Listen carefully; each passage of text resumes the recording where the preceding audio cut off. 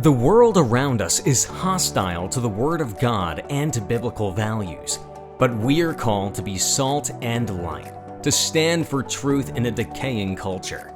We are not called to run from the fire, but be willing to step into the fire. God has placed you at this time in history on purpose and for a purpose. Join us as we get better equipped to address civics and culture from a biblical worldview. Welcome to Into the Fire, powered by Dream City Church. Let's welcome our hosts Allison Furno and Debi Vandenboom. Today's topic is faith in the public square, and I'm joined today by the outgoing Speaker of the House for the Arizona State Legislature, Ben Toma. Thank you for joining me today. Oh, come on. It's a pleasure to be here. So I actually work with one of Ben's daughters and had another one as a student. And he was in the outgoing legislature that in Arizona. But before we get into all of that, I just would like for you to give us a little bit of your background, who you are, so that people know a little bit about you, whatever you want to share about your background.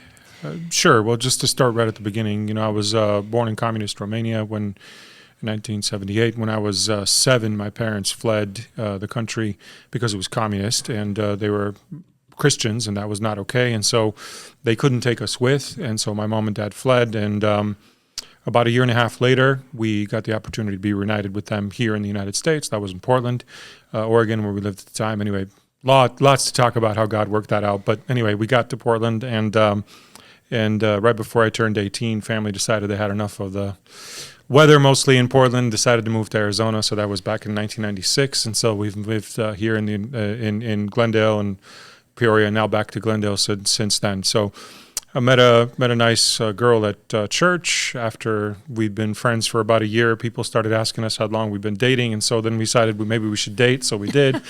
And then a year later, we got married. And God's blessed us with 6 daughters, 2 of which you've met, and one is a kind of a bonus daughter that was in foster care that moved in about almost 4 years ago now. So, so lots of blessings. I've been always involved. I've always been involved in church. I'm still the music director at Christ Bible Church. Oh, wow. Okay. Although we're hoping to transition out of that just because the church has grown. God's blessed in many ways, and really it's an opportunity for us to have other people step up and lead. And that's pretty much it in a nutshell.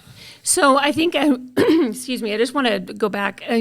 I think it's amazing, and I think it's great that you're serving in public office. You were running for Congress at one point too this past year, but you're still serving in your local church. I think that's so important that I think a lot of people, they once they get going in that, they ignore those priorities that are important. But your family and your church have come first, right? Well, that's absolutely true, and actually, I think that's really important.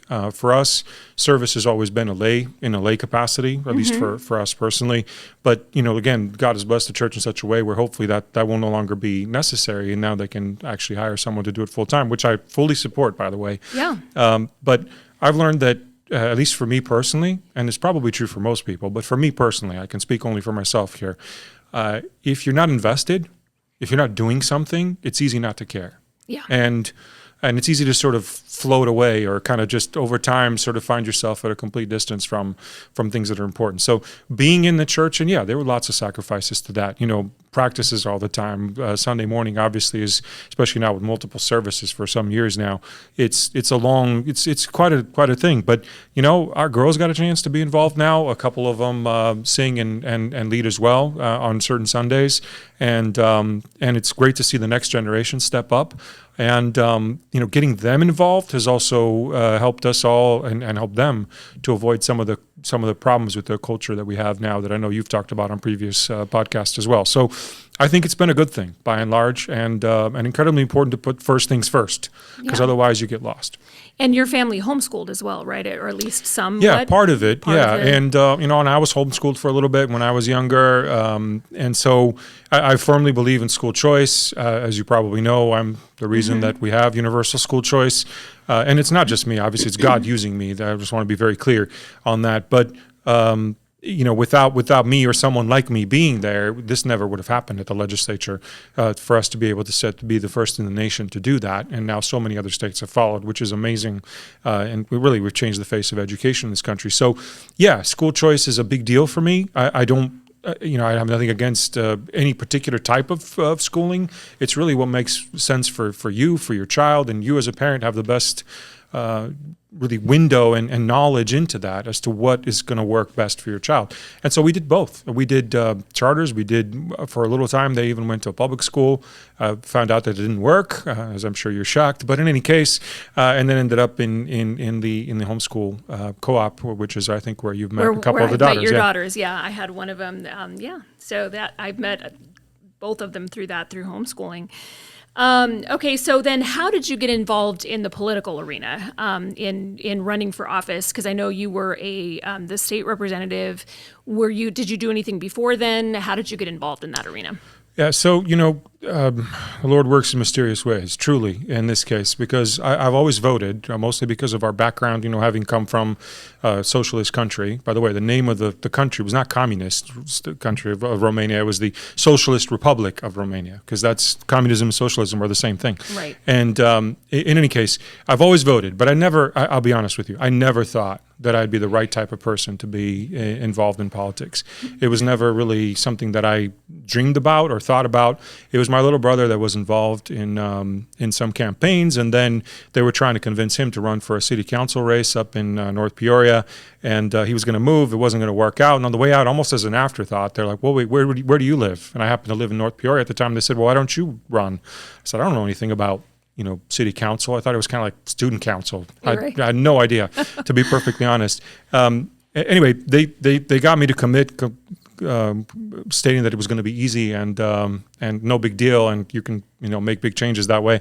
Anyway, I committed, and once I'm committed, I'm that type of person that I won't let it go. So ran. A lot happened again during that time, but let's just say it wasn't all success. At least not at first. First couple of races were really rough, and probably the roughest. Maybe short of the congressional one now. And but still, lost them. And so then I thought, okay, I'm done. But then God worked things out in such a way that when there was an opening in the state house, because I become a known entity, my name was floated around. And sure enough, I ended up in the state house. And I didn't know much about what was going on there either, other than I knew that policy mattered. And learned a lot, and it's been a huge success. And then you were Speaker of the House. So what I'm sure a lot of people don't even know what Speaker of the House does. So what is that role, if you don't mind explaining it? Sure. So, the role of representative is sort of the starting point, right? So you get elected to become part of the House. And then once you're part of the House, what happens a few days after the election, interestingly, today is actually the day for this new legislature, since the election was a week ago, where they meet or we meet in this case, and pick who the leadership is going to be of the House. And same thing happens for the Senate. So the choices are who's going to be the Speaker of the House, in other words, who runs the House, who's going to be the Majority Leader, and who's going to be the Majority Whip. And those roles have different, pieces to them or different responsibilities. But Speaker of the House is kind of an interesting position. It's actually the same anywhere you go in the country. Senate President is not always the same. It's complicated in every state, but it's the same as in Washington, D.C. as it is here. You run the House. And by that, I mean every employee of the House reports to you. So I have 160 employees that I have to deal with on a regular basis. On top of that, every bill is assigned by the Speaker, and every committee is assigned by the Speaker, including who the chairmen are, who the members of the committee are. It's kind of interesting. It's a very democratic process, but the Speaker is actually a full-on dictator. It really is. Right. Nothing happens. Yeah. It's a lot of power. I mean, no, you can't even enter the House without the Speaker's permission. As a matter of fact, the governor cannot enter the House without the Speaker's permission. Wow. And so it's a separation of powers thing. Right. But anyway, the point is you have a lot of power as a Speaker. So that's why it's so incredibly important to hold the majority for us, in any case, that have a certain worldview, because losing that, you get all kinds of bills that you never want to see happen, and you lose complete control. So it is a very important role. It is a very powerful role. but it's also a role with a ton of pressure because at any point, 31 members can change who the speaker is. So you have a lot of power, but you have a lot to, you have to balance a lot of things to keep it going. Right, because they can call for a change in the That's speaker, exactly, and you saw it in D.C., right? Yeah. It's happened Right. not too long ago in D.C. And there's always threats of it, by the way, not to get petty, but that's anytime a member, you have to say no to members, and you have to do that all the time as speaker. As a matter of fact, the best definition for speaker I've ever heard of is you'd have to be able to disappoint people at a rate that they can absorb. And, it's sort of funny, but it's actually That true. makes sense, It, yeah. it really is, because it's easy to say yes. It's a lot harder to say no. Right, it was like being a parent, right? Exactly. Yeah. You have to say no to this. You can't stay up till midnight playing your video game, Right. and you have to eat your broccoli. Yes. So yeah, it's very, very similar. And I do know, you're talking about this when I first got involved in the political arena. I mean, it was 20 something years ago following legislation. And mostly it was all of these issues that we're going to talk about in a minute. School choice, religious liberties, life issue, all of that. It was when Janet Napolitano was governor. And I mean, it was a battle to get any bill into a committee, to even be heard by committee. So those things, those things are really important. And it's not something that your average person understands how that dynamic works, of being able to, you submit something to be a bill and the speaker decides whether or not it's going to get heard in a committee and which committee hears it, right, and who the people are on that committee. And you do have to have a certain number of each party, right, on each committee. Is that? I mean, generally you do. Because whoever's in the majority, another reason that it's incredibly important to keep the majority is that you always outnumber the other side. So Right. I always have at least one more Republican than I do. In this case, just because I'm a Republican, not to make it partisan, Right. but just because I'm that of that party, then I do the other party. Because the idea is that you don't want to allow the other side to effectively veto anything that you want to talk about. You at least want to have the conversation through Right. committees, and so that part of it is important, and there's a lot of strategy that goes into it. But again, I think just the point that I wanted to make, since just hearing you talk and asking the question, often I hear, especially during elections, I don't like so-and-so. Let's say a Republican or a Democrat, whatever, it doesn't matter. The point is I don't like so-and-so. Well, that doesn't matter that much, because at the end of the day, when you're talking about a legislature, you're talking about a group of people, and that very first vote matters. And the very first vote that happens on the second Monday in January, the year after the election, is who's in charge. Is it someone that shares your worldview, or is it someone that is completely opposite of your worldview? And even if you don't like an individual person that's a member of that party, what matters most is, again, who's in charge. What they're going to vote for, yeah, Exactly. and what they're going to vote for. And I've seen, I mean, it's always been this way, but even more so, increasingly hostile to biblical worldview. Yeah. Not just opposed to it, but hostile to it. When you have, some of these organizations that come down and lobby that just hate Christians. I mean, they really do. It seems like there's been an increasing amount of that going on at the state legislature. Is that? I mean, that's what I see. No, I think you're absolutely right. Some people believe that we're in the post-Christian America. I obviously grew up in the church my entire life, and so I'm perfectly comfortable in those circles. But I do think there are quite a few of both parties that do feel that way often, and they believe in this notion of separation of church and state, which I think is a flawed notion. We can talk about that probably ad nauseum, but the point is that we've talked about it on this show. Yeah, probably. The point is that I don't think that's the case. One of the things that I remember talking to people that, especially in our church, meet well-meaning people, and they say things like, we have quite a few homeschoolers and people that have, lots of kids and whatnot at our church, and some of them are younger, and they say, well, I'm not really paying attention to what's going on in the political world. I don't really engage because I'm just focused on raising a family and trying to raise godly kids. And I've said, well, that's great. There's nothing wrong with that. You should be. Primarily, that is, it's God, family, country. You have to do it in that order, because if you get those wrong, you lose track of yourself, and you go off the rails pretty quick. But I push back a little bit and I say, but this is a republic, and it's a democracy, and who you vote for matters, because someone's going to be there, right? The question is it going to be somebody that shares your worldview, or is it somebody that's completely opposed and maybe just actively so, to your worldview, trying to eliminate your worldview or to restrict your worldview. As we saw, look at COVID, for example, thinking back, you look at the difference between, say, us in California or us in Michigan or some of those other states where the shutdowns were harsh, the churches were shut down. You could go to Walmart and you could go to your gas station, but you couldn't go to church. You go to a pot dispensary and exactly, but an you abortion clinic, but you couldn't go to church. But you couldn't go to church. To me, that's ridiculous. And so when that started to happen, especially for those of us that came from, for me anyway, that came from a communist background, well, wait a minute, this is the state getting all kinds of things wrong and picking what's important and what isn't. And clearly the state thinks, at least in those cases, in those states, thought that a pot dispensary was more important than your local church for your mental health and for your overall well-being. And that to me is ridiculous. So anyway, for all those reasons, I think it matters and Christians should pay attention to who's in office. Yeah, and we've seen, I feel like it's getting a little bit better, but we've seen, the numbers of Christians that just don't vote, they don't pay attention, they're not informed. Right. That's one of the things that we talk a lot about here is just trying to help people understand. Part of it is overwhelming, and there's so much negative that comes out of it and it's, if you don't know where to start, then it can be overwhelming to try to figure out how the process works because it is complicated, some of the stuff that happens. There are basic aspects to government, but the in and out day to day is rather tedious and complicated.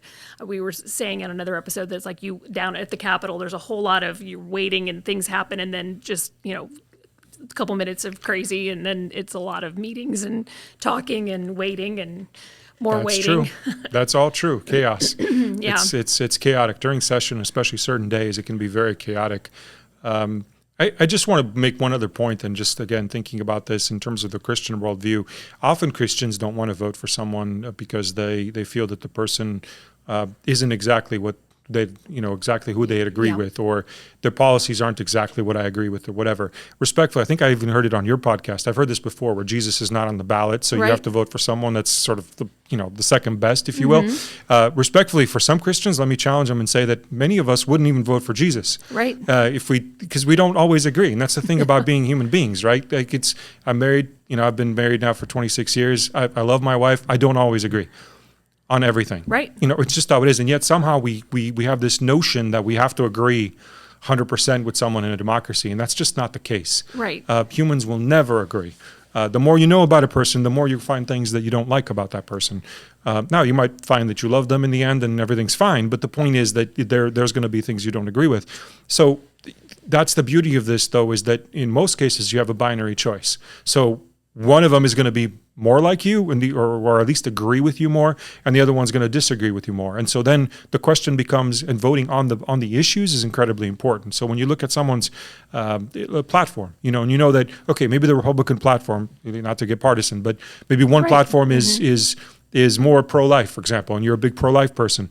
The other side is not pro-life. Okay, well, that's an issue. And you start to rank things in such a way where you can make a decision that's informed without having to know individually every single person that's running for an office, because you're right, for the layperson that becomes really difficult. Yeah, and this is why, too, a couple of the things that you've said have made me think of this. And we've actually talked a lot about this in just the civics things that we've done at Dream City and also on the podcast, is the importance of both primary elections and lower level elections. Because you were talking a minute ago about being elected to city council and getting some name recognition and then going on to a different office and then, running for Congress. And that there's a lot of people, why do we care if someone running for school board is pro-life?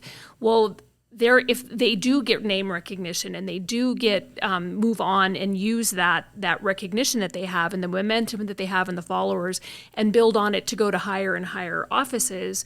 So it is important to vet those people early on as much as we can. And also the primaries that, when you get down to where you have two people that you're picking from, but in the primaries you don't. You have a lot more, you have more options to get that person that's closer to your worldview before it comes to the general election. We did a whole episode on the primary elections. I'm glad you did, because often that's what I find in churches in particular, is that many people say, oh yeah, I vote. Okay, then when you dig down a little bit, it's like, well, what I meant is I vote in November.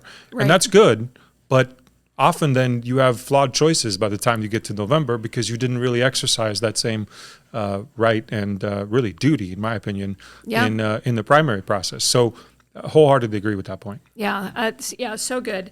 And then, okay, so let's talk a little bit about your specific. How long were you in the state legislature? 7 years. Okay, so then before you were the speaker, so as a speaker, do you sponsor bills or do you not sponsor bills when you're the speaker? You do, yeah. You have the same opportunities as any other member. In some ways, I guess you have more influence, right? Because it's something you can lean on a little bit, but you do. But still, my biggest policy wins were probably when I was majority leader, which was the 2 years before, largely because we had a Republican governor at the time. And again, it's not about partisan, but it's just that the same party. It's the same party, and so that made it easier to push certain things. And well, we had an episode, we talked about how many things our current governor vetoed this last year. She vetoed, there were some things that went, and then some of those things ended up being ballot initiatives. Yes. Because the governor vetoed, they passed through the state legislature, but they were vetoed. Yeah. But go ahead and continue with what you were saying. Some of the things that you mentioned, universal school choice, which I don't know how many people do understand that we were really the front runners in that, in getting that universal school choice. Kind of funny, that was the beginning of 2022. So 2021 had passed. Remember, this is post-COVID. And 2021, the whole year had passed. That session, because the sessions begin at the beginning of January, they really end kind of, hopefully, we always hope that it's earlier, but it really ends up being sort of June, at least lately. It's been at the end of June. And so that session ended, and that became all about the biggest tax cut in state history. And of course, something that I was pushing, and that's how we got the flat tax.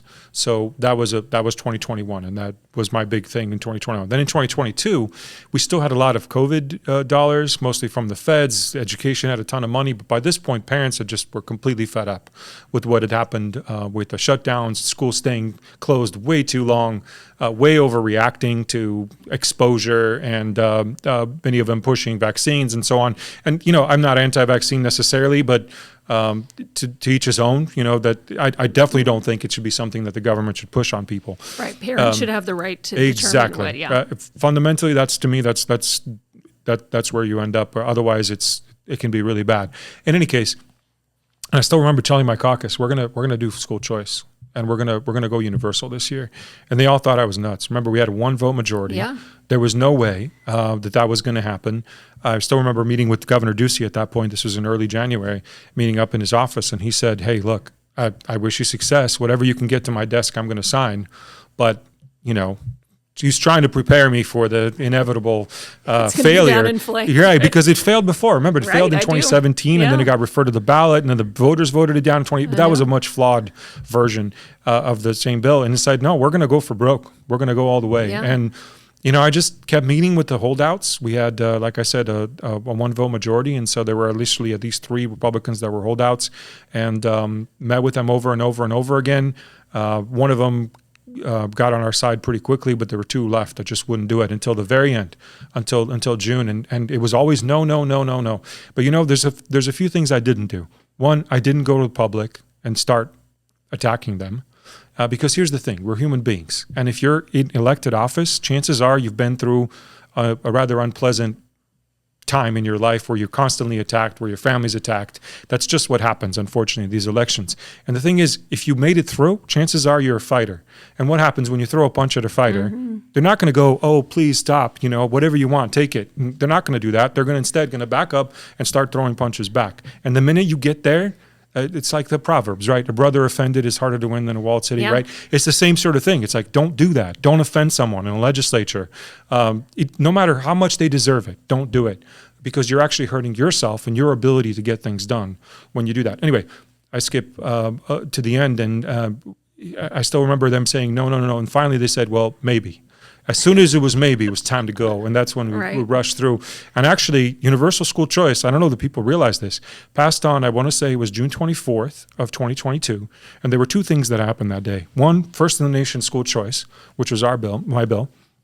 But second was the 15-week the Roe v. Wade decision that could come down that morning. Yeah. And so while this was being voted on in the Senate, school choice, because we had passed it in the House, and now it's being voted in the Senate, the riot had started in between the House and the Senate in that courtyard. DPS started firing tear gas. They accidentally lit a tree on fire, one of the palm trees. Some of the tear gas got sucked into the Senate and was actually starting to gas the senators while the vote was going on.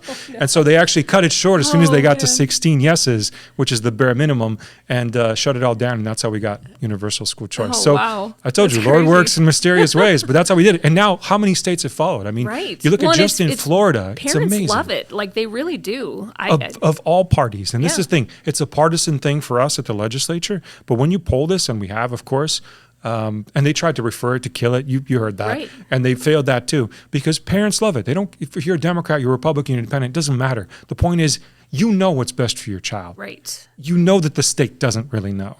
They don't want to be trapped in a school they don't like. Exactly. Yeah. Exactly. Yeah. Or have special needs kids, or kids getting bullied, or, there's a whole slew of reasons why people want to pull their kids out of schools. And I'm actually willing to have this debate with anyone on the other side that's being honest anyway.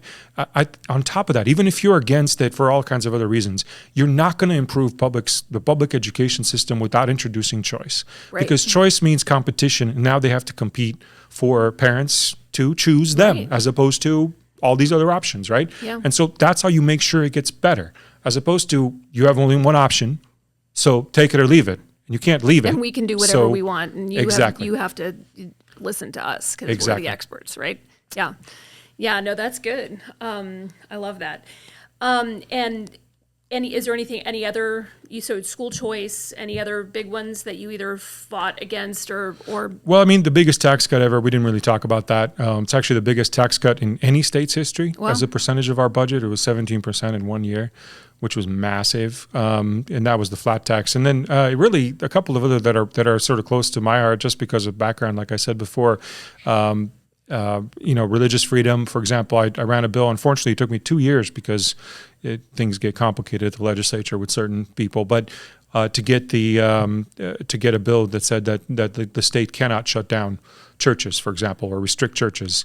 It's the same sort of thing that happened in California cannot happen in Arizona. Right. Now, Ducey didn't really do that, Governor Ducey at the time, but we saw plenty of governors that did in other states. Well, and city council, mayors, and who wanted to do it too, right? So we said, nope, we're not going to do that. You cannot do that. If you allow Walmart to stay open, then you have to allow your church to stay open. Gallego tried to shut everything down. Exactly. The mayor of Phoenix. So yeah, it was exactly. So there's quite a few bills, and state law supersedes city law. That's right? correct. So then, even if they pass something at the city level, then the state law's over. If they conflict, then the state law prevails, and it's Yeah. very clear. The state law is very clear. If you allow Walmart or your doctor's office or anybody to stay open, then you have to allow your church to stay open as well. Right. And so this again comes back to where it's important to have people who share your worldview in there. But I imagine you were talking a minute ago too, I wanted to get back to this about how difficult it is. I'm friends with, Nancy Bartow, who fought for a lot of life issues and just got hammered by and fought against some of the transgender stuff that was going on and just really faced a lot of negative press and negative backlash. And anytime you're standing up for those religious liberties, parental rights, those things, you do get a lot of negative. And as a father and a husband and a Christian, it can be. So what is that like as a Christian, and how did you walk through that with your faith and facing all of that? Because it's not easy. It's not an easy thing to do. I'm sure I have not. I mean, I did run for an office, didn't get in, but I learned a lot. It's not for the faint of heart. It really is not. It's not, and I think the part of this that is important that is often missed, and people sort of acknowledge this, but I don't think they really think it through, is how hard it is on the family of the person running. Because unless you're single, you can't turn this off. I can't turn off being speaker when I leave the building, just because it's not like the 9-to-5 job, right? Right. It's all encompassing, and often one of the hardest things to do, and I've used this line before because I firmly believe it, is to figure out as a legislator or as anyone involved in politics, how far do you compromise on something? Because some amount of compromise is absolutely necessary. With all respect, the people that say that I'm not going to compromise on anything are the people that are never going to do anything. Right. Just it doesn't work that way because we're human beings and we're going to have multiple views on things, and you have to have a certain amount of compromise. But this is important. How far do you compromise before you're compromised? Right. Before your worldview is compromised, before your character is compromised, before you compromise your faith and so on. So, not every issue is an issue of faith, right? Your debate on taxation for an infrastructure project is not going to be necessarily, an assault on your Christian worldview. Right. But I think in some of these others, when it talks about the abortion issue, for example, that was one that was very difficult.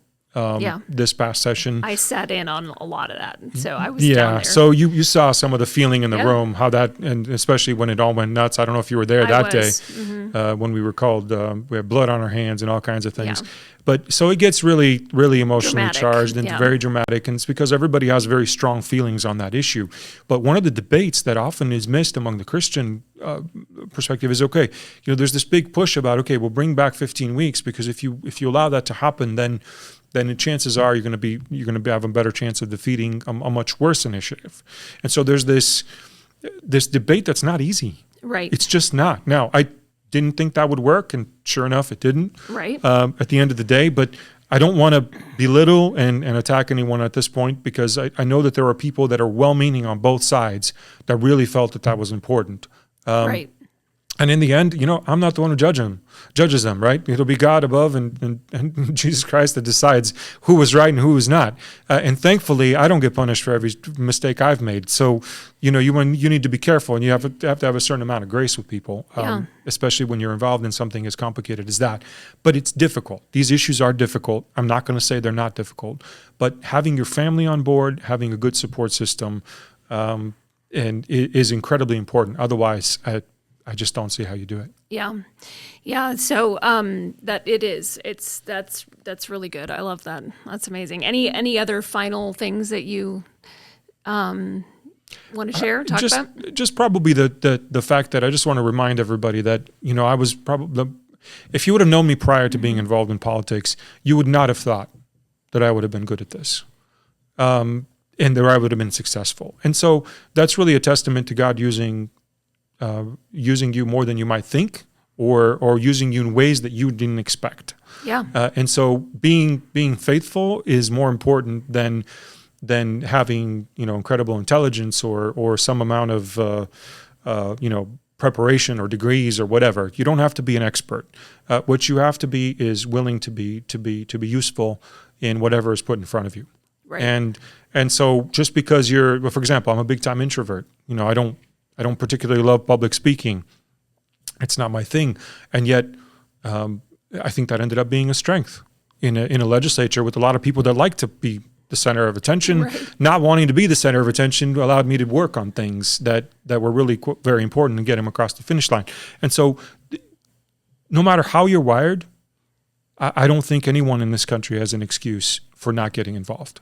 I really do think it's an opportunity for everybody to get involved. And not only that, but I think it's a moral imperative to try to push the Christian worldview. And so many times I think people just take it for granted. We're a Christian nation, we're based on Judeo-Christian ethics, so therefore, we're going to be okay. No. It can switch just like that. It as soon as the wrong people take over, and I'm not talking about party, I'm talking about worldview now. Right. As soon as they take over, what can happen is drastic damage that would take decades, if not centuries, if ever. You may not be able to change it back. So incredibly important that the right people get involved. Yeah, that's so good. And that, we've seen it. I feel like in the last 4, years or so after COVID, I feel like opened a lot of people's eyes what was going on. And then, the 2020 election and all of that, and seeing all of the things that happened, I feel like a lot more people are paying attention than used to pay attention, which is a good thing. And then they just, have to find that balance of understanding how things work and being involved. And but I think what you're saying is really important too, because you've got to have, you need to have business people and nurses and educators and people in public office because they've lived in the real world. You can't have a bunch of people making decisions who've never raised a family or Correct. run a business or those kinds of skills that all the rest of us are doing every day. And then you have people making decisions who all they do is politics. We've seen a lot of that when you talk about like the swamp, right, in DC. Right. People who've been in office for 100 years and have not done anything else, and they don't know what it's like for regular people, right? So then you do lose that worldview, and you lose the common sense of everyday life. So I think it's really important for people like you, and there's so many people out there that maybe should think about running for office, run for city council, run for school board, we've got a couple years because it'll be the next election is 2026. Become a precinct committeeman, get your foot in there, and it is a little crazy. It can be hectic, but it's so, you have to, if you keep your focus in the right place, like what you were talking about. It's a learning process. Yeah. It very much is. But again, if you don't do it, someone will. Yes. So that's the thing. That's what happens. Someone will win that election. It doesn't matter if you run or if no one runs or whatnot, but someone will win it. And so then the question is, again, do they share your view or not? Right. And whose you start at the bottom. worldview is going forward, right? Exactly. Is it gonna be That's really what it comes down to. Are you, it's this. You've heard this in the context of the Christian life. You're either moving forward or you're losing ground. Yeah. There is no standing still.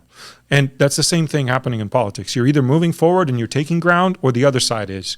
And I'm not partisan, just worldview now. Right. But that's what's happening. And so much of this is also spiritual in nature, which we don't have time to get into. But there is very much that aspect of it as well. So if you're not doing it, someone will. You should be the one doing it. And you should be supporting people that share your worldview. Yes, that's good too. Support candidates. Be in there if you don't want to run. Help someone else run for office. Correct. Absolutely. Yeah. Incredibly important. It's having help. And I do want to make this final point. It is always about people. That's the bottom line. To be successful, obviously God works through people. But my point is that it's about people. Having good people there is important. Having people that want to help you is important. You helping good people is important. And if the right people, I used to say, if there's a will, there's a way. And that's true. Mm-hmm. But it's also the will with the right kind of people, there's a way. Because sometimes you have the will, but the wrong people, and it doesn't really work. So that combination is incredibly powerful. And you can change education in this country, or you can change taxation policy, or you can change religious freedom, or whatever it is that you really care about, or whatever the problem is that you want to tackle. But you need to be able to have the right people or helping the right people, and that's how you get it done. Yeah, that's so good. I'm so glad you were here. Thank you so much for being here. I appreciate you joining me. I know you're super busy, and I appreciate you taking the time out to come talk to me today. It was a pleasure. Thank you for having me. Thank you so much for joining us on Into the Fire, powered by Dream City Church. You can listen to this podcast on Apple and Spotify and follow us on social media. Find all the info on the show notes. To learn more about Dream City Church, visit our website at dreamcitychurch.us. Thanks for listening.